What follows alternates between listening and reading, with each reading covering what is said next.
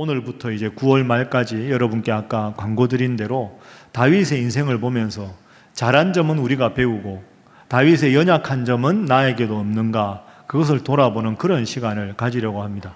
오늘은 그 첫 번째 시간으로 다윗이 이제 왕으로 하나님 앞에 선택을 받기 전에 초대 왕이 있었습니다. 이스라엘의 초대 왕이 누굽니까?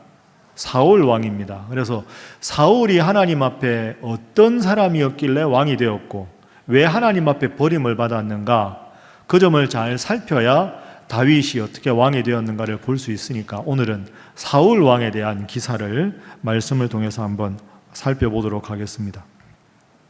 먼저 본문의 배경을 한번 생각을 해보면요, 여러분 잘 아시는 대로 이스라엘에는 원래 왕이 없었습니다. 출애굽의 지도자가 누굽니까? 모세 후계자가 여호수아 이후에는 사사들이 다스렸습니다. 사사기에 나오죠. 12명의 사사가 340년 동안 다스렸는데요, 엄밀하게 말하면 사사는 왕이 아닙니다. 사사시대는 12지파가 알아서 지파별로 자율적으로, 우리로 지금 말하면 지방 분권제처럼 있다가 큰 전쟁이 일어나거나 국가에 위험이 있을 때 12지파 전체의 리더의 역할이 필요할 때 임시로만 왕의 역할을 수행하는 사람을 사사라고 합니다. 그러니까 사사는 늘 다스리는 사람이 아니라 위기 상황에서만 하나님의 선택을 받아서 위기를 극복하는 지도자를 사사라고 합니다. 이스라엘에 왕이 필요 없습니다. 왜? 하나님이 왕이 되어주시니까. 그런데 이스라엘 주위의 다른 나라들은 다 왕이 있거든요. 그러니까 이스라엘 백성들이 자꾸 하나님 앞에 사무엘을 통해서 조릅니다. 우리에게도 왕을 주십시오. 왕을 주십시오. 사무엘은 완강하게 반대합니다. 왜 그럴까요? 눈에 보이는 왕이 생기면 눈에 안 보이는 하나님은 거들떠보지 않게 되는 게 인간의 죄성입니다. 그런데 하도 조르니까 하나님께서 사무엘 선지자를 통해서 이스라엘의 일대 초대 왕을 세워주십니다. 그 초대 왕이 누구라고요? 사울입니다. 그러면 그 많은 사람들 중에 하나님께서는 왜 사울을 왕으로 선택하셨는가? 사울은 어떤 점에서 훌륭했는가? 그 사울의 초기 모습입니다. 사울은 이런 사람이었습니다. 한번 따라해 보시죠. 겸손하게 하나님을 섬긴 사람. 참 겸손한 사람이어서 하나님께서 사울을 왕으로 선택하셨습니다. 하나님께서 사울을 왕으로 선택하시겠다는 약속을 하시는 것이 9장 17절에 나옵니다. 9장 17절 말씀 보십시오.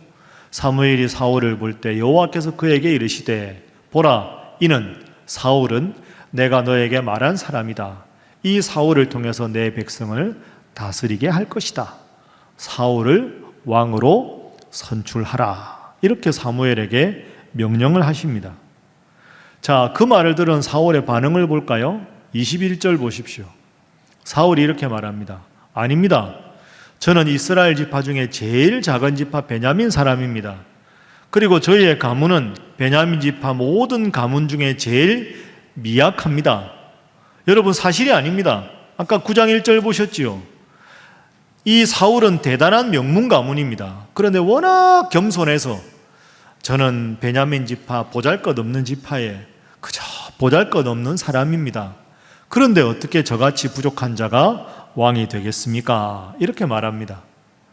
이제 사무엘상 10장에 가면 하나님께서 제비뽑기라는 방법을 통해서 사울을 왕으로 선출합니다. 모든 백성이 초대 왕이 누가 될까 궁금했는데 사울이 왕이 되었습니다. 자, 왕이 사울이 되었을 때 사울의 행동을 볼까요? 10장 21절 보십시오. 베냐민 지파를 그들의 가족별로 가까이 오게 하였더니 마드리 가족이 뽑혔고 그 중에서 사울이 왕으로 뽑혔다. 문제는 왕으로 뽑힌 사울을 백성들이 찾지를 못하는 겁니다. 아니, 어깨보다 더 있을 정도로 키가 큰 사울인데 백성들이 사울을 못 찾았습니다. 이유가 뭘까요? 22절, 어처구니 없는 일입니다. 왜 왕이 없습니까? 하나님께 물으니까 하나님께서 대답하셨습니다.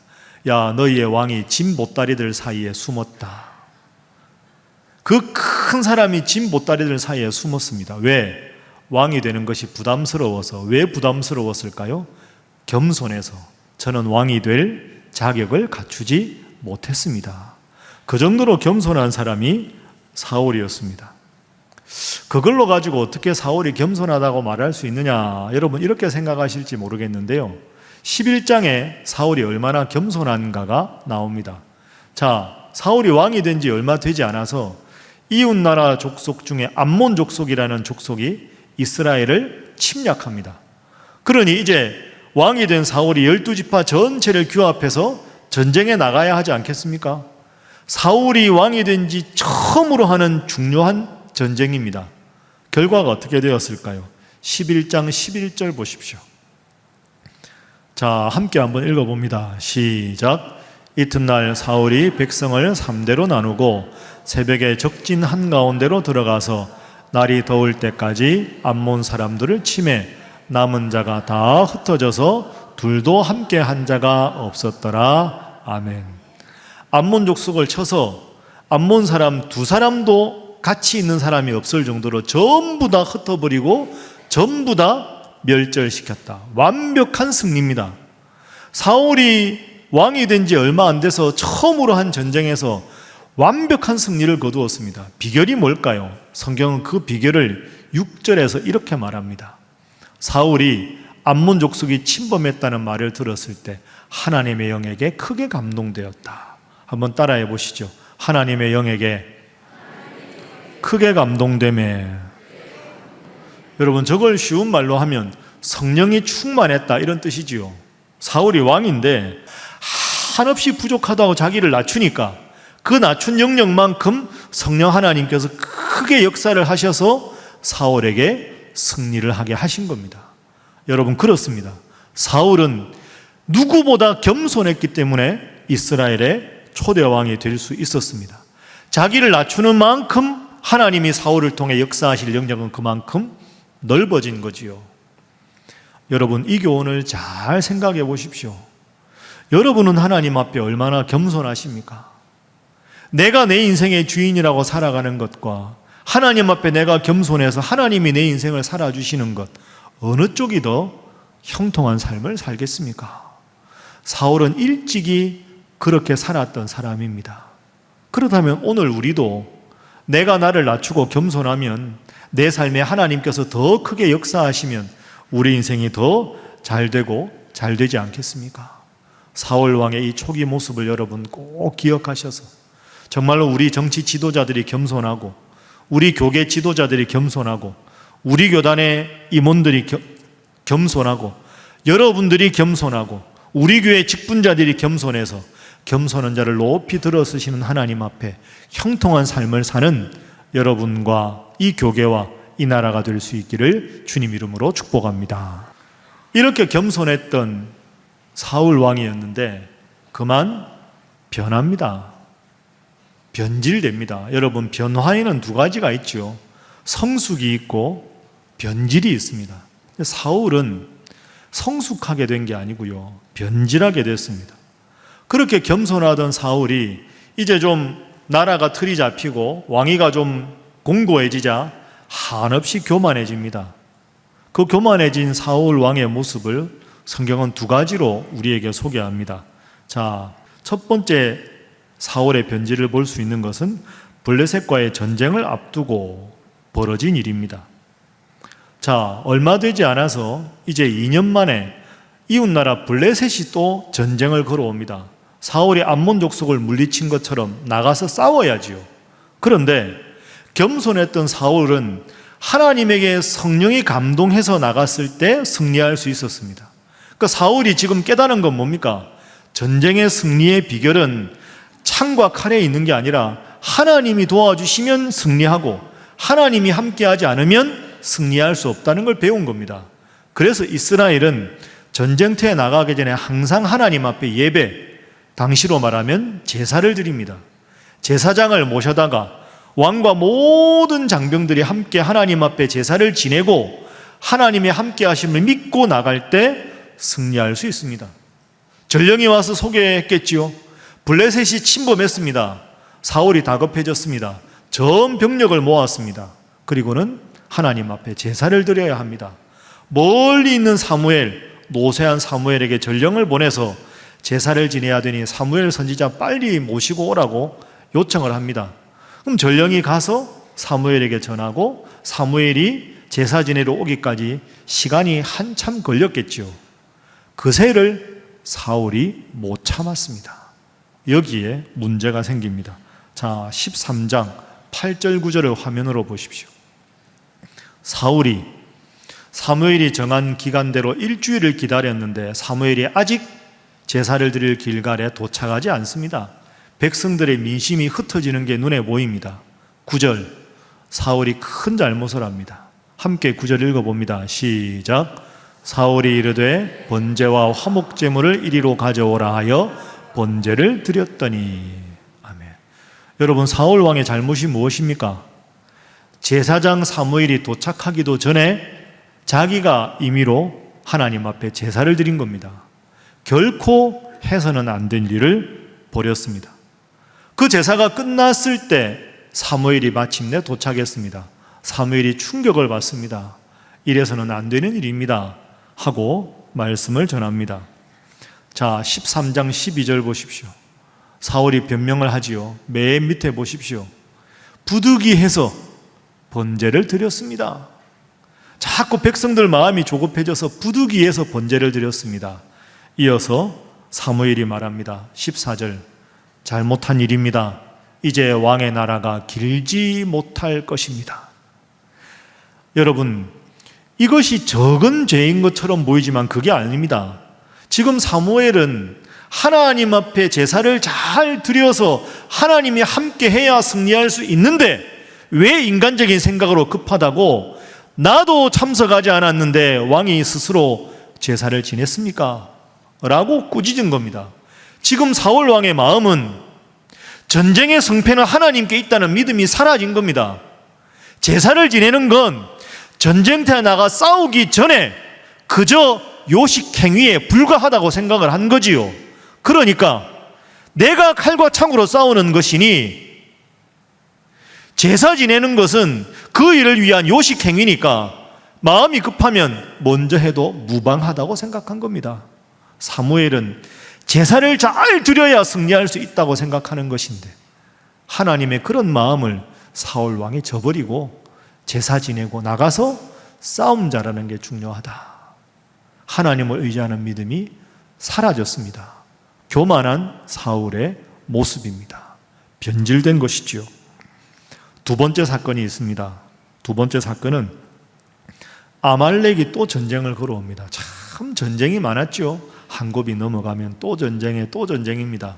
아말렉과 전쟁에서 하나님께서 약속을 하셨습니다. 내가 이번 전쟁에서 완벽하게 승리하게 도와주겠다. 그렇게 약속을 하십니다. 그러면서 한 가지 약속을 지키라고 하십니다. 자, 하나님께서 승리를 보장하면서 사울에게 명령하신 한 가지 15장 3절 말씀입니다. 자, 함께 한번 읽어볼까요? 시작. 지금 가서 아말렉을 쳐서 그들의 모든 소유를 남기지 말고 진멸하되 남녀와 소아와 젖먹는 아이와 우양과 낙타와 나귀를 죽이라 하셨나이다 하니. 아멘. 자, 아말렉에게 승리하게 해줄 테니까 그 소나 양이나 이걸 다 진멸하라 하나님이 명령을 하셨습니다. 그런데 실제로 어떻게 했느냐? 15장 9절 보십시오. 승리한 다음에 사울과 백성이 아각, 아말렉의 왕입니다. 왕과 그의 양과 소에 가장 좋은 것 또는 기름진 것과 어린 양과 모든 좋은 것을 어떻게 했습니까? 남겼습니다. 하나님은 진멸하라고 했는데 좋은 것 남기고 가치 없고 하찮은 수양만 진멸합니다.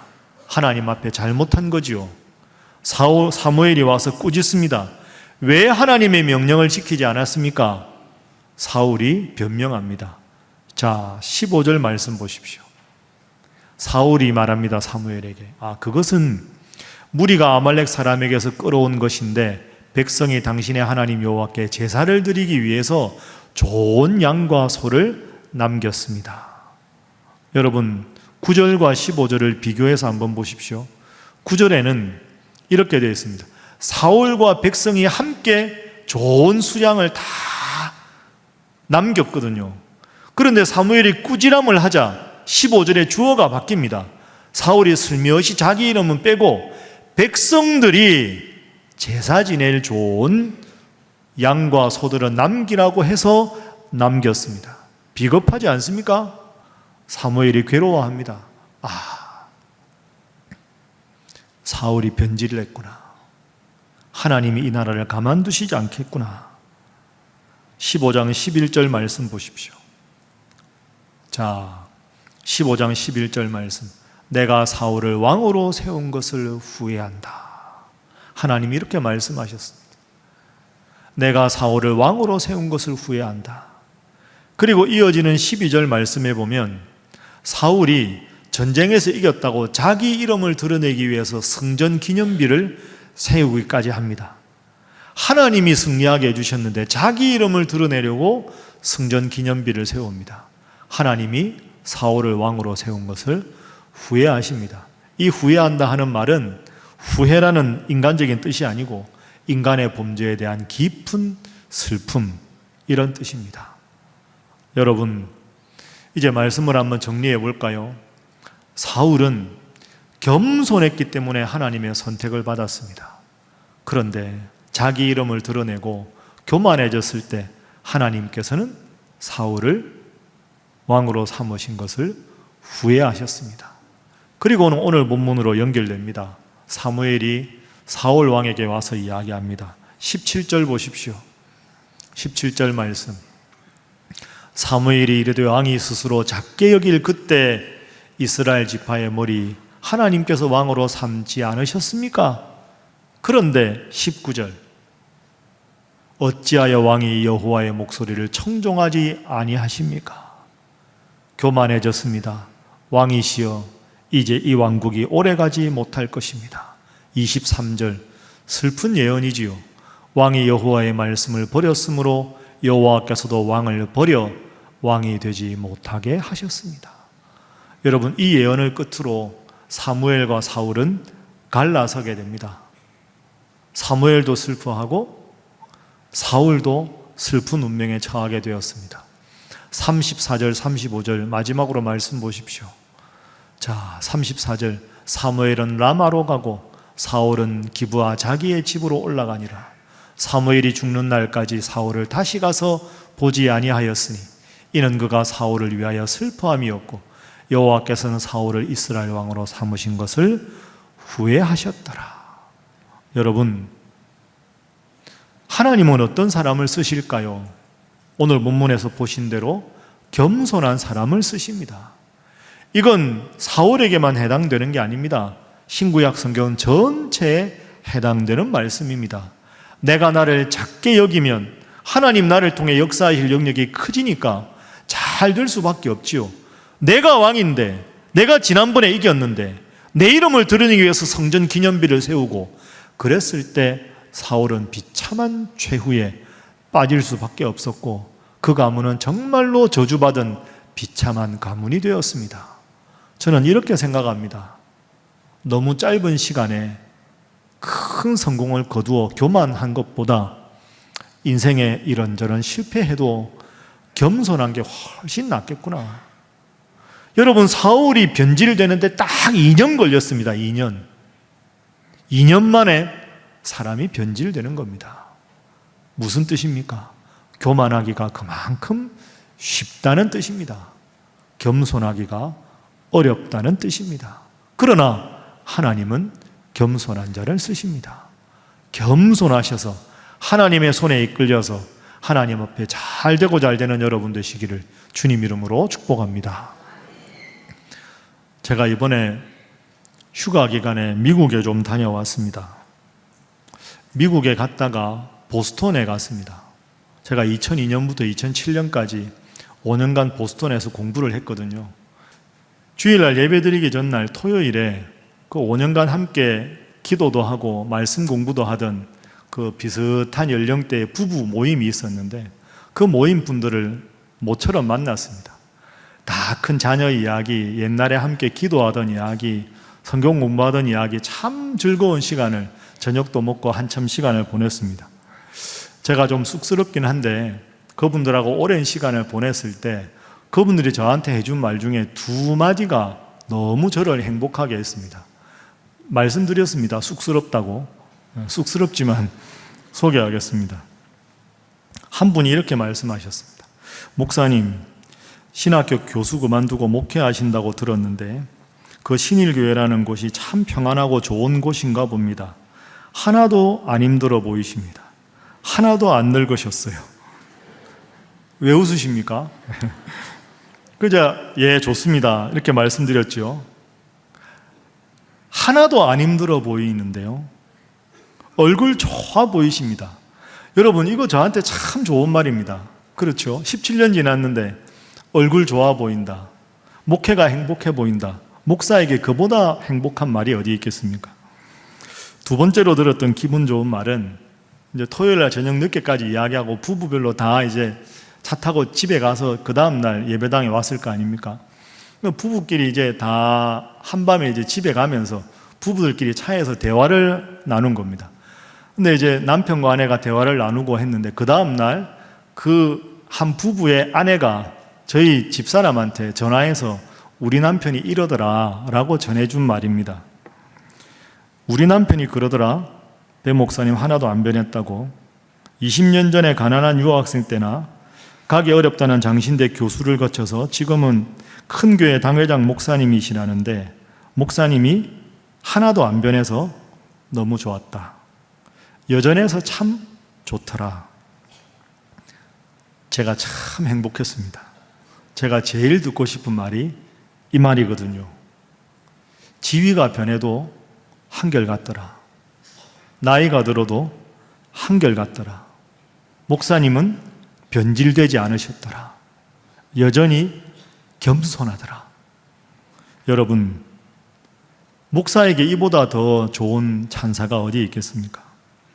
제가 우리 교회에 부임한 지 딱 10년 됐습니다.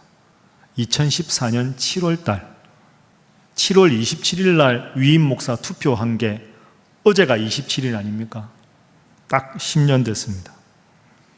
저는 지금 참 많이 행복합니다.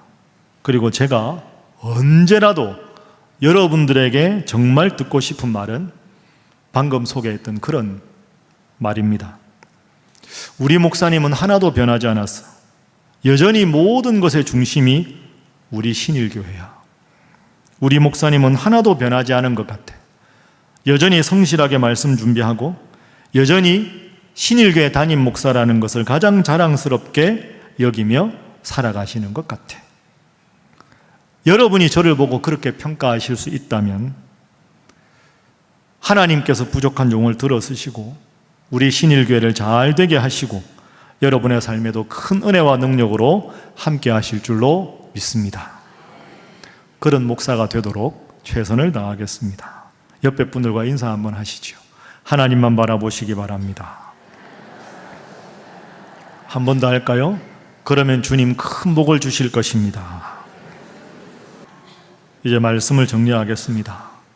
사울은 누구보다 겸손했기 때문에 하나님께서 그를 왕으로 삼으셨습니다. 그런데 딱 2년 지났는데 내가 왕인데 내 지위가 있는데 나도 능력이 있는데 그러면서 점점 교만해지자 하나님은 그를 왕으로 세운 것을 후회하셨습니다. 힘들지만 항상 스스로 낮추고 겸손하셔서 하나님이 여러분의 인생을 살아주시고 여러분의 인생에 형통함을 주시고 복을 주시고 승리하는 평생 겸손으로 큰 은혜와 복을 체험하는 우리 신일의 모든 성도들이 되시기를 주님 이름으로 축복합니다.